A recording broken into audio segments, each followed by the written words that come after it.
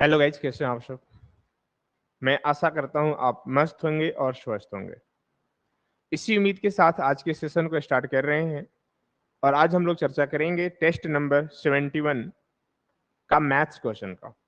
ठीक है, तो चलिए हम लोग स्टार्ट करते हैं और समझने का प्रयास करेंगे। जिससे आज का जो सबसे पहला सवाल आपका है वो कुछ इस तरह का है। ठीक है, यहाँ पे आप देख पाएंगे लिखा है कि if x is equal cube root 5 है +5 + 2, then the value of x cube minus 6x square plus 12x minus 12 is what।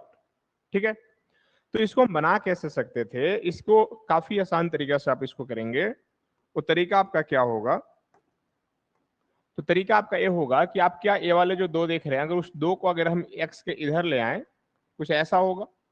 ठीक है, और इसके बाद यहाँ पे जो ये वाला आप देख पा रहे हैं ना, ठीक है, क्यूब रूट जो 5 है, क्या आपको नहीं लग रहा कि सर अगर हम बोथ साइड बोथ साइड अगर हम क्यूब कर दें, तो जब बोथ साइड क्यूब करेंगे तो आप बोल सकते हैं एक्स क्यूब होगा ए क्यूब प्लस बी क्यूब यानी कि 8 हो जाएगा। ठीक है, ए क्यूब माइनस बी क्यूब और माइनस होता है 3ab इंटू होता है ए प्लस बी यानी ए माइनस बी यानी ए डिटो बाद रह जाएगा। और यहाँ से ए 3 का कहानी खत्म हो जाएगा, सिर्फ 5 बचेगा। अब यहाँ से क्या होगा, तो आप देखेंगे इसको ए क्यूब लिख सकते हैं ऐसे, ये 8 छोड़ देते हैं, ये 2 तिया की 6x होगा और यहाँ पे x माइनस 2 होगा, यहाँ पे 5 है। जरा एक बात बताइए, क्या इसके साथ मल्टीप्लाई तो होगा ना यहाँ पे। जब मल्टीप्लाई अगर आप करेंगे यहाँ पे, तो ये 8 को छोड़ दीजिए, यह हो जाएगा आपका 6x² हो जाएगा, माइनस माइनस प्लस 6 दूना की 12x हो जाएगा। और ये वाले 5 को उठाकर इधर ले आते हैं। ठीक है, इधर क्या बचेगा, 0। थोड़ा सा इसको हम अगर सजा के लिख देना तो एक्स क्यूब हो जाएगा, माइनस में 6x² होगा, प्लस में आपका 12x होगा और माइनस में 13 बराबर 0 होगा। सर अब कहानी ये है ना यहाँ पे कि हमको जो आना चाहिए था वो लगभग चीज आ गया है, थोड़ी सी गड़बड़ लग रही है। देखिए यहाँ पे एक्स क्यूब से यहाँ तक का डिटो बात तो हमारा टैली कर रहा है, ये वाला डिटो टैली कर रहा है।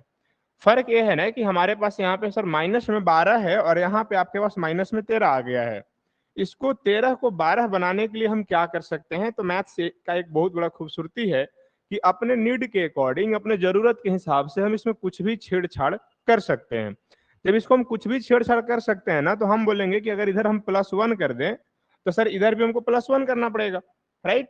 तो जो ये -13 था ना, अब ये सिर्फ -12 बचेगा और यहाँ पे इतने का वैल्यू क्या मिल जाएगा, तो सर 0 में 1 जोड़ेंगे तो 1 ही रह जाएगा, यानी जो इसका फाइनल कैलकुलेशन बनेगा वो सर इसका वैल्यू 1 बनेगा। इन द सेंस ऑप्शन की हम बात करें तो ऑप्शन सी यहाँ पे क्या है, बिल्कुल राइट आंसर था, करेक्ट आंसर था, परफेक्ट आंसर था। क्लियर है गाइस, समझ में आया यहाँ तक। हाँ, अब ये सवाल देखिएगा, ये सवाल देख करके आपको भी इतना तो आप इसको भाप रहे होंगे कि अगर इसको हम बेसिक बनाए ना तो बहुत ही लंबा चला जाएगा और एग्जामिनेशन हॉल में आपके पास उतना वक्त तो है नहीं। तो हम करेंगे क्या, तो यहाँ पे हम थीटा सेटिस्फाई कराएंगे। थीटा कैसे सेटिस्फाई कराएंगे, तो देखिए थीटा चेक करने के लिए ना आप जनरली पहले 0 हो गया, 30, 45, 60, 90 सब लेकर चेक किया जाता है। तो आइए सबसे पहले हम 0 लेकर चेक करते हैं और 0 को ला करके इस सवाल में सेटिस्फाई कराने की कोशिश करते हैं। तो यहाँ पे अगर हम बोल दें, चलिए यहीं से स्टार्ट करते हैं कि पुट, क्या पुट करेंगे भाई, तो यहाँ पे हम पुट कर लेते हैं थीटा का जो वैल्यू ना वो 0 पुट कर लेते हैं, देखते हैं क्या होता है। अगर ऐसा रखने से जरा एक बात बताइए कि अगर हम यहाँ पे पहले एक सवाल देखिए, इसको थोड़ा अच्छे से सजा के लिख देते हैं। सवाल आपके पास कुछ ऐसा है, एक कॉस है, एक 3 है और यहाँ पे थीटा है, प्लस ए 2 कॉस 5 थीटा है, प्लस में एक कॉस 7 थीटा है। ये डिवाइड है, डिवाइड में फिर से आपके पास आया है कॉस थीटा, प्लस में फिर से यहाँ पे है 2 कॉस 3 थीटा, ए है फिर यहाँ पे कॉस 5 थीटा और इतने के अलावे इधर प्लस में था आपके पास sine 2 theta into tan 3 theta है। यही बात है। हम आपको क्या बोले कि जहां जहां थीटा नजर आ रहा है ना, वो थीटा की जगह क्या वैल्यू रखनी है हमको, तो सर थीटा की जगह वैल्यू हमको जो रखना है वो 0 रखना है। जरा सोच के देखिए यहाँ पे कि अगर हम 0 रख दें तो सर 0 जैसे ही रखेंगे तो 3 से गुना करने से 0 हो जाएगा और कॉस 0 का जो वैल्यू होता है ना 1 होता है। ठीक है, यहाँ भी 0 रखेंगे तो ये 5 को भी 0 कर देगा, तो ये सर 0 तो हो गया, इसका वैल्यू 1 हुआ, लेकिन 1 को 2 से गुना करेंगे ना तो ये 2 बन जाएगा। उसी तरह यहाँ आपके पास क्या मिलने वाला है, तो 1 मिलेगा। सेम बात यहाँ 0 रखेंगे 1 हो जाएगा, ठीक है। यहाँ भी रखेंगे तो 0 हो जाएगा, यानी 0 का मतलब 1 होता है, और एक 2 से करेंगे तो फिर से 2 मिल जाएगा। फिर यहाँ रखेंगे तो ये भी 1 दे देगा। इसके अलावे आप आगे वाला जो टर्म देख रहे हैं यहाँ पे, ये साइन 2 थीटा है, थीटा की जगह 0 रखेंगे तो आप बताइए कि साइन 0 का मतलब पूरा कंप्लीट 0 होता है। जब भी 0 हो गया तो अगला में जाके हमको कोई फायदा नहीं है, क्योंकि इंटू कराएंगे तो पूरे कंप्लीट 0 दे देगा। अब हम क्या देख पा रहे हैं यहाँ पे कि सर ये 0 ही है और एक डिटो ऊपर नीचे सब सेम बात लग रहा है, राइट। जब सेम बात सब लग रहा है तो ये तो कट जाएगा, कट जाएगा तो कितने बार में सब कट जाएगा, 1 टाइम में, यानी 1, और इसको करेंगे तो ये 1 देगा पूरे कैलकुलेशन करने के बाद। अब ऑप्शन को आइए सेटिस्फाई कराते हैं कि कौन सा ऑप्शन को 0 रखने पे आपको 1 देता है वैल्यू। सबसे पहले अगर ऑप्शन फर्स्ट को हम सेटिस्फाई कराएं तो आप बोलेंगे यहाँ पे कि सर ये लिख रखा है cos 2 थीटा, और थीटा की जगह इसको हम 0 बना देंगे। चलिए पहले थीटा ही रहने देते हैं। तो आपको नहीं पता कि सर इसको 0 रखेंगे तो इसको 0 बना देगा। जब 0 बना देगा तो cos 0 का वैल्यू क्या होता है, 1 होता है। आप क्या देख रहे हैं कि सर अगर क्वेश्चन को सॉल्व किए तो भी 1 मिला, और ये पहला ऑप्शन को भी सॉल्व कर रहे हैं तो भी फर्स्ट मिल जा रहा है, यानी दोनों बात सही है, यानी ऑप्शन फर्स्ट हो जाएगा यहाँ पे correct answer, perfect answer, right answer. Clear यहाँ तक। अब हम बात करें अगर नेक्स्ट क्वेश्चन का, तो इसको देखिए, ये है आपके पास नेक्स्ट, है ना। ये लिख रखा है कि the shadow of a tree is 1/3 times its length, तो find the area of elevation. पहले अगर इसको थोड़ा सा अपने लहजे में समझें तो आइए आपके पास है ना थोड़ी सी बेसिक सी लेके चलते हैं, क्योंकि है क्वेश्चन बहुत आसान, आप ऐसे भी उड़ा सकते थे। मान लेते हैं ए है आपका, ठीक है। तो एक वृक्ष की छाया जो है इसकी लंबाई का 1/3 है, लंबाई को अगर x मानते हैं तो सर इसका छाया ऐसा बन जाएगा, ठीक है। अब भाई ऐसे सिचुएशन में क्या होता है, आपको क्या ये पता है कि सर जो tan थीटा होता है वो परपेंडिकुलर अपन क्या होता है, बेस, बेस बोले तो ये वैसे होगा, ये पलटी मार के ऊपर चला जाएगा, ये दोनों की कहानी खत्म हो जाएगा। जरा बताइए कि tan कितने का वैल्यू 60 होता है, तो आप बोलोगे सर सॉरी tan कितने का वैल्यू √3 होता है, तो आप बोलोगे सर थीटा का वैल्यू 60 होगा, और यही हो गया आपका राइट आंसर, ठीक है। यही हो गया आपका राइट आंसर, जो क्या है बिल्कुल सही जवाब था।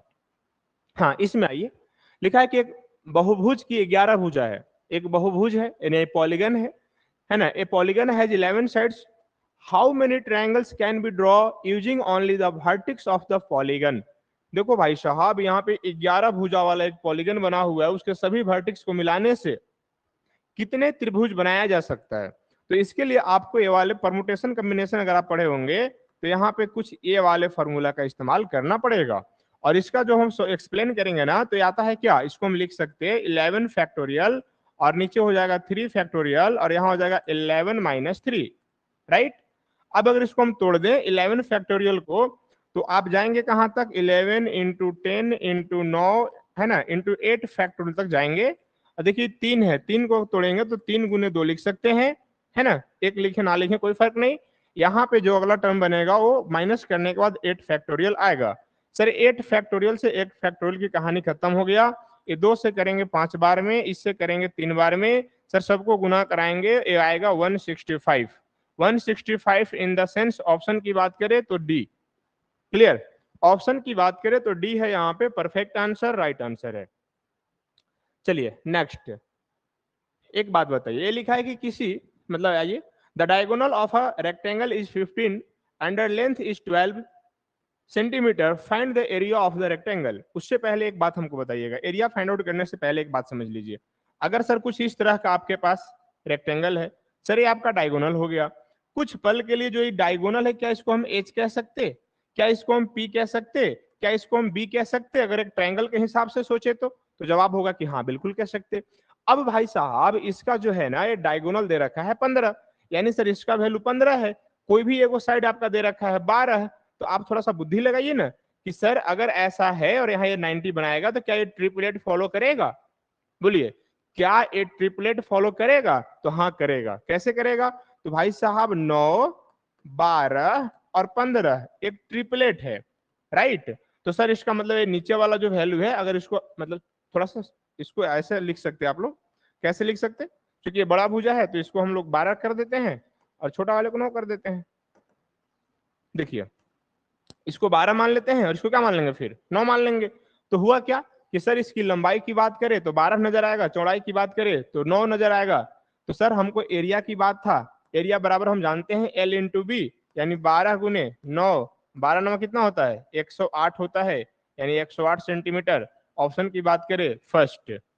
ठीक है, तो ये सब तरीका इस्तेमाल कीजिए बनाने के लिए, जिससे आपकी सही समय के साथ सही क्वेश्चन का सॉल्यूशन मिले, तो जाकर आपके मजे की बात है।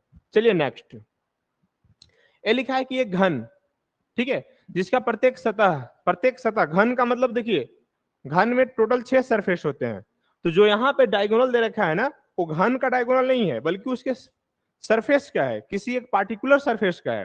ठीक है, तो अब क्या होगा कि सर एक मान लेते हैं जो घन है, घन का एक पार्टिकुलर जो आपका सरफेस होता है वो एक स्क्वायर होता है, यानी जब ये स्क्वायर होता है तो सर स्क्वायर का जो हम जानते हैं ना डायगोनल, वो जानते हैं √2a, और इसी का वैल्यू दे रखा है आपके पास 128 √2, ये दोनों की कहानी खत्म, a का वैल्यू 128 आ जाएगा।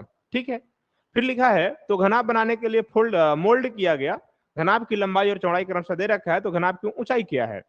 देखिए जब कभी भी, ये बात आप मान के चलिए कि कभी भी किसी एक अच्छे फिगर को बिगाड़ कर एक नया फिगर तैयार किया जा रहा है, तो ऐसे सिचुएशन में दोनों का वॉल्यूम आपस में क्या होता है, इक्वल होता है। तो हम क्या करेंगे कि सर पहले क्यूब का वॉल्यूम और क्यूबॉइड का वॉल्यूम दोनों आपस में हम इक्वल करेंगे।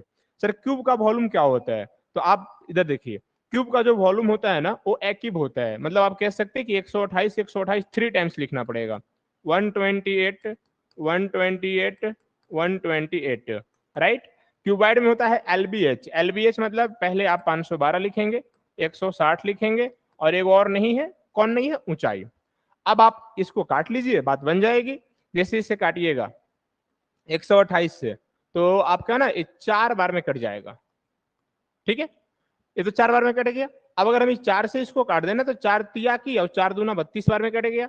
अरे 32 से काटेंगे ना तो ये 5 बार में कट जाएगा। अरे 5 से, अच्छा ये 5 से तो कटेगा ही नहीं, चलो कोई बात नहीं, पूरी तरह नहीं कटेगा, कोई बात नहीं। आइए 5 से काटते हैं, 5 दूना की 10 हो गया, 2 28 हो गया, 5 5 25, 3 हो गया, 5 36, हाँ एच का वैल्यू 25.6 आ रहा है, यानी ऑप्शन फर्स्ट यहाँ पे है राइट आंसर, करेक्ट आंसर है, यही था इसका जवाब। क्लियर है। ये देखिए नेक्स्ट लिखा है 3 अंक वाली ऐसी कितनी संख्या है जिसमें सभी अंक विषम है। पहली बात, 3 अंक वाला संख्या पूछा, और तीनों अंक में जो आपका बोला है ना कैसा 3 अंक होना चाहिए, तो सभी अंक आपका ऑड होनी चाहिए, विषम होनी चाहिए, राइट। तो सबसे पहले देखिए, सबसे छोटा जो है ना वो 111 होता है जिसमें सब विषम है। अगर हम 111 से लेकर 199 तक अगर हम बात करें, तो बाबू आप यहाँ पे देखिएगा 25 गुण आएगा। 111 से लेकर 199 तक अगर आप जाते हैं, क्योंकि सब में विषम होना चाहिए, तो 25 संख्या आएगा। उसी तरह से इस बार आप 311 से शुरू करेंगे और यहाँ पे 399 तक जाएंगे तो भी 25 हुआ आएगा। अब आपके माइंड में एक सवाल आ रहा होगा, सर आप 111 से शुरू करके फिर 311 क्यों कर लिए, आपको तो फिर यहाँ पे 211 लेना चाहिए था। भाई साहब यहाँ 211 लेंगे ना तो 2 हो गया सम संख्या, हमको सम संख्या नहीं बोला है, सभी हमको विषम चाहिए, राइट। अब यहाँ फिर से लेंगे 511, हाँ 511, 511 से अगर हम 599 तक जाएंगे तो फिर से आपका ये 25 मिलेगा। इसी तरह 711 लेंगे, 711 से हम 799 तक जाएंगे, फिर से हमको क्या मिलेगा, 25 मिलेगा। फिर से यहाँ से 911 शुरू करेंगे और 911 से आपका 999 तक अगर हम जाएं, फिर से 25 मिलेगा। अब जरा देखिए 25 25 25 कितना बार है, 5 बार है, और 25 25 क्या हो जाएगा, सबको आपस में ये करेंगे तो 125 होगा। ऑप्शन सेकंड यहाँ पे बिल्कुल परफेक्ट आंसर होगा, करेक्ट आंसर होगा, राइट आंसर होगा। क्लियर है गाइस, कोई दिक्कत यहाँ तक। चलिए आगे, अब लिखते हैं नेक्स्ट। हाँ इसको हम लोग ऐसे ही ऑरल करते हैं। लिखा है कि देयर इज अ फ्रैक्शन, ठीक है, there is a fraction whose numerator is 5 less than its denominator. ठीक है, यानी इसका जो नोमिनेटर है ना वो डिनोमिनेटर से लेस है, कितना, 5। अच्छी बात है, 5 कम है। तो सर 5 कम कौन कौन है, पहली बात तो ये है नहीं, पहला ऑप्शन तो गया काम से, बाद बाकी सभी 5 कम है। ओके, आगे लिखा है also the nominator is 4 times the denominator by 1, है ना। also the numerator is 4 times the denominator by 1, the fraction is, देखो भाई साहब ये कहना चाह रहा है कि जो इसका हर है, यानी जो डिनोमिनेटर है वो नोमिनेटर का यानी कि अंश का 4 गुना से 1 कम है। तो भैया एक बात बताना, आप अगर ऑप्शन सेकंड पे आइएगा, अगर इसको आप 4 गुना करना जाइएगा तो सर 4 तिया की 12 होगा, 12 में से 1 कम करेंगे 11 होना चाहिए। क्या इसमें 11 नीचे है? तो नहीं है, गया काम से। आइए यहाँ पे सर इसको अगर 4 गुना करेंगे तो 7 चौका 28 होता है, 28 में से 1 कम करेंगे 27 होगा। क्या नीचे 27 है? तो नहीं है, वो भी गया काम से। यहाँ आइए 2 चौके 8 होगा, 8 में से 1 कम करेंगे 7 होगा। हाँ बिल्कुल परफेक्ट आंसर है, राइट आंसर था ऑप्शन डी। क्लियर? नेक्स्ट देखिए यहां पे क्या है, बोला है कि 20 मानों का औसत 27 है। यदि प्रत्येक मान को 3 से गुना किया जाता है तो नया औसत क्या होगा? याद रखेंगे जब कभी भी यहाँ पे ऐसा कुछ बोल दे कि प्रत्येक मान को, ये वाला बात पे फोकस करेंगे, है ना। इच वैल्यू यहाँ लिखा है 3 से मल्टीप्लाई, कभी बोल देगा 4 से मल्टीप्लाई, 5 से मल्टीप्लाई, कभी बोल देगा मल्टीप्लाई ना बोल के बोल देगा डिवाइड, कभी डिवाइड ना बोल करके बोल देगा कि सभी संख्या में हम 5 जोड़ेंगे, ओ ना बोल के कभी बोल देगा हम सभी संख्या में 5 घटाएंगे। तो याद रखिएगा सभी संख्या में गुना करेगा, सभी संख्या में भाग करेगा, सभी संख्या में जोड़ेगा, सभी संख्या में घटाएगा। जब भी ऐसा सिचुएशन आपके सामने आए तो ऐसे सिचुएशन में जो छेड़छाड़ हम संख्या के साथ कर रहे हैं वही छेड़खानी हम औसत के साथ कर देंगे। संख्या में हम 3 से गुना कर रहे हैं तो औसत में भी हम 3 से गुना कर देंगे। और 27 दिया होता है आपका 81, 81 in the sense option C है यहाँ पे बिल्कुल perfect answer, right answer. Clear यहां तक? आइए नेक्स्ट इसमें बात कीजिए। ये क्या है भाई? ये लिखा है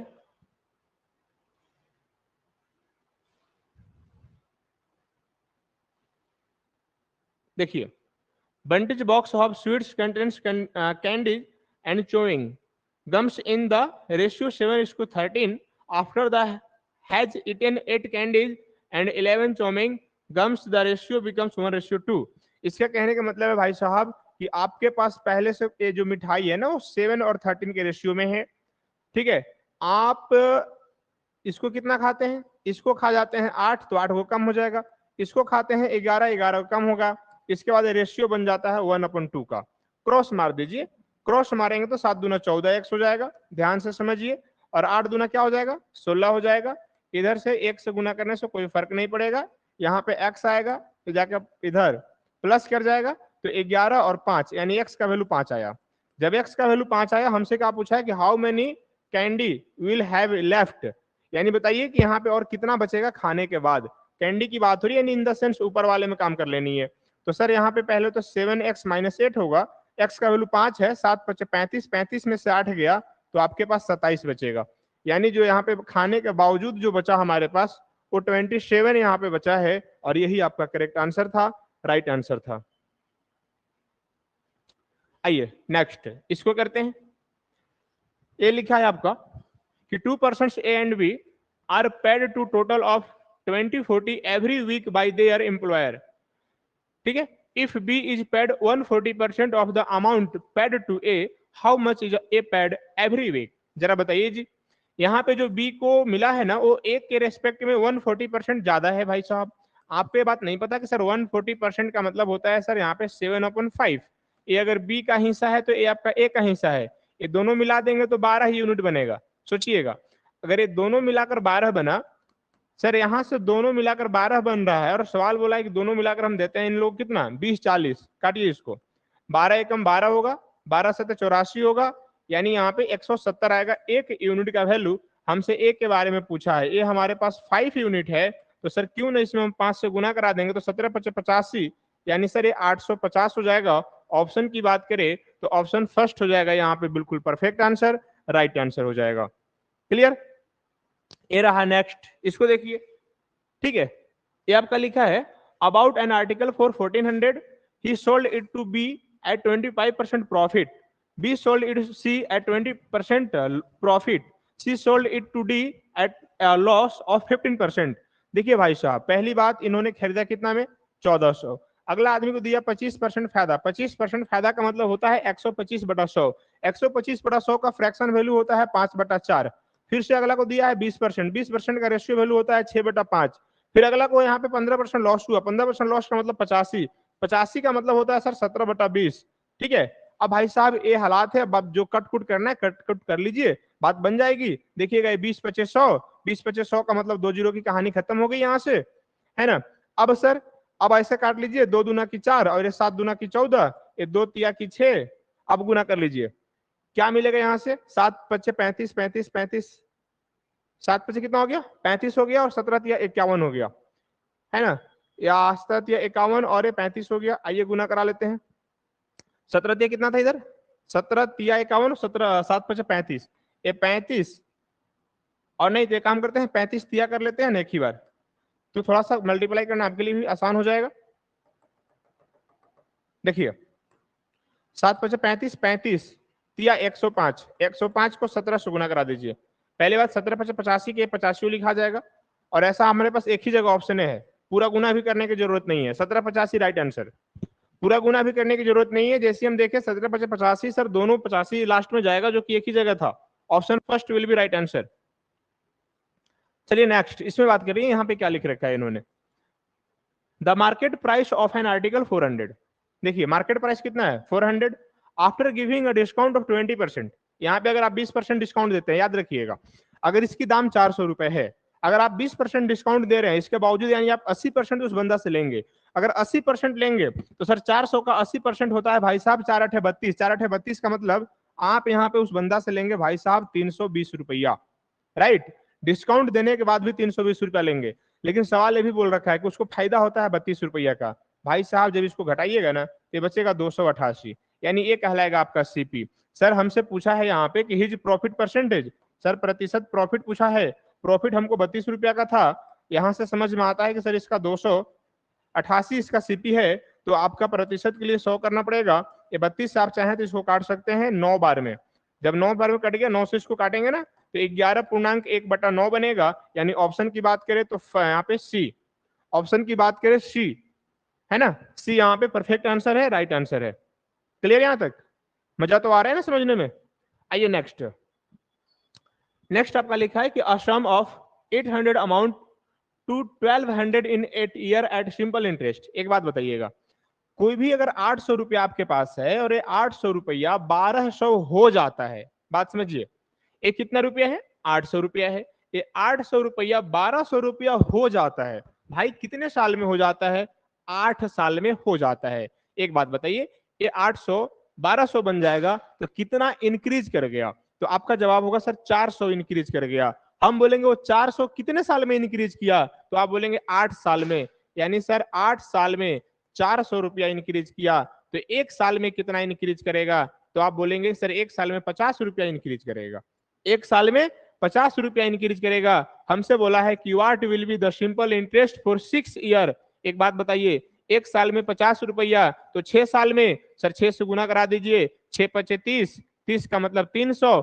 ऑप्शन की बात करें, ऑप्शन डी यहाँ पे परफेक्ट आंसर है, राइट आंसर है। कहीं कोई दिक्कत है तो बताइएगा। क्लियर। आइए 15 नंबर पे ए लिखा है कि the compound interest on an amount of RS 18,400 for a certain time. देखिए भाई साहब, मतलब यहाँ वो भी क्या लिख रखा है 10%, है ना, पर एनम इज RS 3864। भाई साहब यानी कि 18,400 रुपया पे एक सर्टेन टाइम के लिए, कितने समय में, ये टाइम पता नहीं है, कंपाउंड इंटरेस्ट के हिसाब से 10% के रेट से पैसा हो जाता है 3864 रुपए। लिखा है कि what is the simple interest on the same sum at the same rate for twice the time. अगर सब कुछ यही है तो इसके दोगुने समय में हमारे पास सिंपल इंटरेस्ट क्या मिलेगा। एक बात तो बताइए, जरा सोच के देखिए जी, आपके पास ये पैसा है 18,400, अगर ये 18,400 है, रेट की बात करो तो आप 10% है, थोड़ी सी बुद्धि लगा लेते आप तो सर 10% का वैल्यू आप ही बताना, 10% का वैल्यू अगर 1800 इतना है, सर अगर टाइमिंग हमें नहीं पता, लेकिन इतना तो पता है ना कि हमको यहाँ पे CI मिला है 3864, CI मिला है हमको यहाँ पे 3864। सर ये 3864 मिला है, इसका मतलब ये है ना कि अगर हम 2 साल करें ना तो ये 3680 आ जाएगा। तो भाई 3680 तो आपका सिंपल इंटरेस्ट है, इससे थोड़ी सी ज्यादा है, बात समझ में आ रहा है, इससे थोड़ी सी ज्यादा है भाई साहब। अब जरा सोचो, अगर सिंपल इंटरेस्ट अगर आप निकाल रहे होते तो मिलता आपको 3680, सर कंपाउंड इंटरेस्ट आपका 3864 है, मतलब सर कंपाउंड इंटरेस्ट में चीजें सिंपल से थोड़ी सी बढ़ जाती है, थोड़ी सी बढ़ जाती है इन द सेंस यहाँ पे शरीफ की तरह परफेक्ट गुना नहीं करना मेरे दोस्त। आप ये मान के चलो, अगर यहाँ 1840 है 10%, दो अगर आप इसको डबल कर रहे हो 3680 बन गया, एटलीस्ट आप बोल सकते हो 37 के करीब चला गया। इनका मतलब ये हुआ कि रेट यहाँ पे मात्र टाइम यहाँ पे 2 साल की चल रहा है। टाइम कितना चल रहा है? तो यहाँ पे टाइम चल रहा है 2 साल का। आप बिल्कुल शरीफ की तरह काम ही नहीं करना है यहाँ पे। जब सर टाइम फिलहाल 2 साल है, बाद में बोला इसका ट्वाइस करनी, दोगुनी करनी है, तो सर टाइम हो जाएगा 4 साल। याद रखिएगा, अगर टाइम 4 साल है, रेट 10% है, तो सर यानी कि कंप्लीट 10% है और 4 साल का टाइमिंग है, तो ये बन गया सर 40%। अब हमको एक बात बताइए कि ये जो 18,400 था, इसका अगर आप 40% निकालने जाते हैं ऐसे, सर 2 जीरो से 2 जीरो, ये 184 को अगर 40 से गुना कराएंगे, तो पहली बात आपके पास ये जीरो तो लगेगा, 4 चौके 16, 16 के बाद 6। भाई साहब जीरो के बाद 6 कहां पे है? तो एकलौता ऑप्शन है आपके पास सी, और यही है करेक्ट आंसर, है ना। एकदम बुद्धि नहीं लगाना था, बस थोड़ी बहुत काम कर लेनी थी, बात बन जाता। यहां समझिए, KLM invest amount in the ratio 15, 20, 27 respectively. If at the end of the year they earn total profit of 10,230, then what is the difference between the shares of K and L? भाई साहब देखो तो K और L में कितना का difference है? आप बोलोगे सर यहाँ पे दोनों में 5 का डिफरेंस है। ये सबको एक बार जोड़ो, है ना, जो पूछा ऊपर, बाद बाकी सब जोड़ दो। जोड़ने से आपका यहाँ आएगा 62। पैसा कितना इन्वेस्ट किया था? 10 2 30 है। इससे काटोगे ना भैया, ये कट जाएगा 165 टाइम्स में। 5 एकम 5, हाँ ठीक है। अब इसको जब हम मल्टीप्लाई करेंगे ना, तो आपका आ जाएगा 825। 825 इन the sense option D. 825 in the sense option D correct answer, right answer, perfect answer. Clear? आइए नेक्स्ट। हाँ जी, इसको देखिएगा, यहां पे लिखा है दूध और पानी का अनुपात है 5:3। हाँ जी ठीक है। अगला में क्या किया है ना कि पानी पहले कर दिया है, दूध बाद में कर दिया है। ये सब बहुत समझने की बात होता है, इस सब पे गौर फरमाइएगा। फिर दूध है, फिर पानी है, अच्छा ठीक। स्टार्टिंग में दूध है तो इसको हम 5 और सब जोड़ेंगे तो 8 हो जाएगा। फिर सेकंड वाले के हिसाब से चले तो हो जाएगा 3, और 3 और 1 कितना हो जाएगा? 4 हो जाएगा। और ये दोनों को मिलाकर चले तो हो जाएगा 7, और नीचे क्या हो जाएगा? 10। राइट? एक बात बताइएगा, इसके नीचे कितना है? 8, यहाँ पे 4, यहाँ पे 10। हम बोलेंगे इस सब का एलसीएम क्या बनेगा? तो आपका जवाब होगा कि सर 8 और 4 और 10 का एलसीएम बनेगा 40। हम बोलेंगे 40 से सबसे गुना करा दीजिए। राइट? जब गुना कराने जाइएगा, देखिए 8 पचे कटेगा और 5 पचे 25 बन जाएगा ऊपर वाला हिस्सा। ये 4 से काटिएगा 10 तिया की 30 हो जाएगा। यहां से काटेंगे तो 10 से तो 4 बार में 4 सते कितना होगा? 4 सते 28 हो जाएगा। आइए अब इसको ऐसे बना लीजिए, 25 और 28 में कितने का फर्क है? 3 का। 30 और 28 में कितने का फर्क है? 2 का। यानी जो सही जवाब बनेगा ना, ये 2:3 बनेगा। 2:3 इन the sense option first. 2:3 in the sense option number first. देखो जी भैया नेक्स्ट, इसमें क्या करोगे आप? जरा बताइए, इसमें क्या करेंगे? लिखा है कि a certain number of men can complete a piece of work in 54 days. If 30 more men had joined, it would have taken 18 days less to complete the work. What was the number of men in the beginning? भाई साहब starting में कितने लोग थे हमें नहीं पता। मान लो कि सर स्टार्टिंग में पी लोग होंगे, तब जाके लगता था 54 दिन। बाद में बोला ये गया कि अगर यहाँ पे कितना लोग, 30 लोग ज्यादा होता, यानी सर P + 30 होता, तो जितना दिन में काम कंप्लीट हुआ उससे 18 दिन कम लगता। यानी सर 54 दिन में पहले होता था, 18 कम करेंगे तो ये 36 लगेगा। दोनों काम वही था, बराबर कर देते हैं। 18 तिया, ये होगा 18 दूना, यहां से हो जाएगा भाई साहब 3P, गुना कराएंगे ये होगा 2P, और 30 दूना होगा 60, 2P इधर आएगा तो सिर्फ P बचेगा, P का वैल्यू 60। सर स्टार्टिंग टाइम में हमारे पास जो पुरुषों की संख्या था वो 60 था। ऑप्शन की बात करें तो डी यहां पे हो जाएगा right answer, perfect answer. Clear है? आइए ए रहा हमारा 19 नंबर क्वेश्चन। हाँ, ए लिखा है कि pipe A and B can fill a tank in 16 and 24 hours respectively, while pipe C can empty a full tank in 40 hours. All three are opened simultaneously, but after 10 hours pipe A is closed. After how many hours will the remaining part of the tank be filled? एक बात बताइए भाई साहब, tank ए जो है वो 16 घंटा में भर सकता है, अब सॉरी नल ए है ना, और जो पाइप बी है वो 24 घंटा में भर सकता है। एक पाइप सी है जो 40 घंटा में खाली कर सकता है। हम क्या कर सकते हैं यहाँ पे, जरा बताइए। ए तो आपका 16 है, बी आपका 24 है, और एक सी भी है जो कितना है 40 है। ये भाई साहब माइनस रहेगा, ये दोनों प्लस वाले काम कर रहे हैं। जरा सबको हम एलसीएम लेंगे, आप बोलेंगे सर 240 होगा, 16 से लगाएंगे 15 बार में चला जाएगा, 24 से 10 बार में चला जाएगा, इससे 6 बार में चला जाएगा। सर ये दोनों प्लस के साथ होगा क्योंकि भर रहा है, ये खाली हो रहा है इसलिए माइनस के साथ जाएगा। अब एक बात बताइए, अगर तीनों नल को मैं एक साथ खोल दूं, ये 15 भरेगा, ये 10 भरेगा, 15 10 25 हो गया, 25 भरा लेकिन 6 खाली हो गया, बचा कितना सर? बचा यहाँ पे 19। अरे कब तक चालू है भाई साहब? तो सर ये 10 घंटा तक चालू है। अगर 10 घंटा तक चालू है इसका मतलब सर 190 तो भर चुका। 240 हमारे टैंकी का कैपेसिटी था, 240 में अगर 190 भर चुका है तो अब हमारे पास क्या बचा हुआ? तो सर अभी हमारे पास 50 बचा है। और कहानी ये लिखा है यहाँ पे कि हम नल ए को यहाँ पे फिलहाल क्लोज कर देते हैं। तो एक बात बताइए, नल ए की चर्चा नहीं करेंगे। अब बताइए, बी 10 भरेगा लेकिन ये 6 खाली कर देगा, 10 भर के 6 खाली कर दीजिएगा, बचेगा 4, यानी सर 4 की कैपेसिटी से इसको भरे तो होगा 12 × 4 = 48, 2/4 काट देंगे 1/2, यानी सर बचे हुए पार्ट को 12.5 घंटे लगेंगे फुलफिल करने में, यानी ऑप्शन डी हो जाएगा correct answer, perfect answer. Clear है गाइस? हाँ, ये रहा हमारा आज का लास्ट सवाल। ठीक है, अगर लास्ट सवाल है तो देखिए क्या लिख रखा है कि the distance between two station A and B.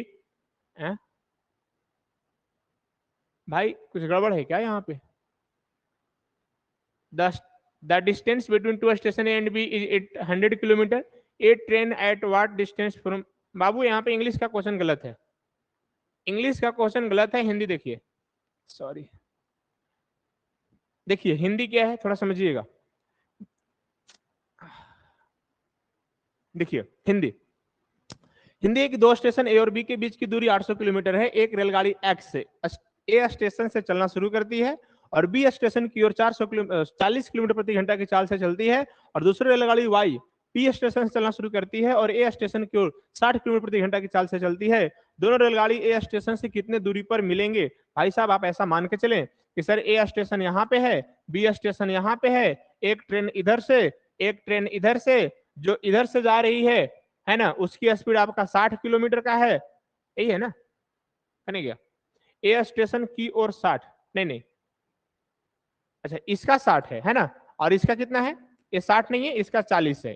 ठीक है, अब जरा बताइएगा हमको, याद रखिएगा कि जब दो ट्रेन अलग अलग जगहों पे है, अलग अलग स्टेशनों पे, और दोनों एक ही तरफ आ रहा है ना, यानी आप ये कह सकते हैं एक दूसरे के अपोजिट डायरेक्शन में जा रहा है, तो ऐसे सिचुएशन में हमारी जो स्पीड है वो ऐड हो जाता है, प्लस हो जाता है।